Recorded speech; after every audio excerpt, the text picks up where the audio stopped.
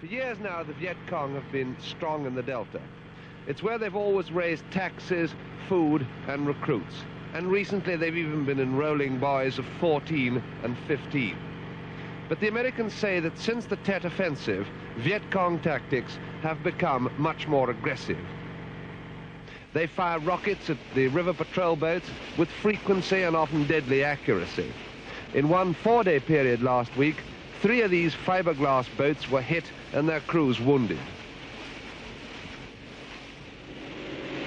The Americans thought they'd succeeded in keeping at least the main waterways of the Delta clear of Vietcong. But now they find that they're not safe even there.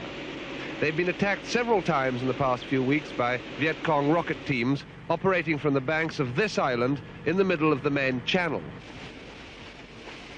Last Sunday, the river patrol boat headquarters at Can Tho in the Delta decided to launch a retaliatory strike against the island.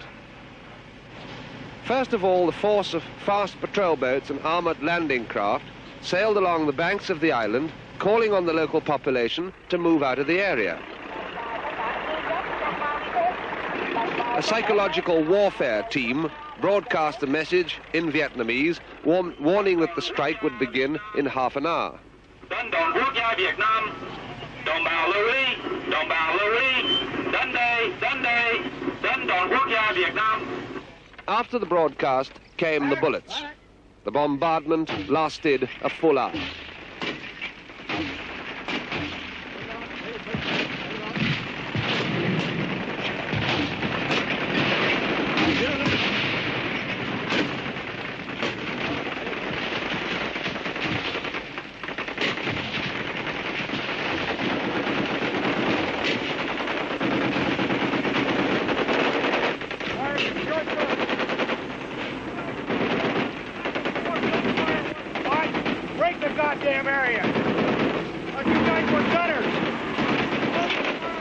One machine gunner was slightly wounded by a bullet splinter. Otherwise, there were no American casualties. But it's doubtful if the Vietcong had many more. But who will ever know? The Americans will not land on the island.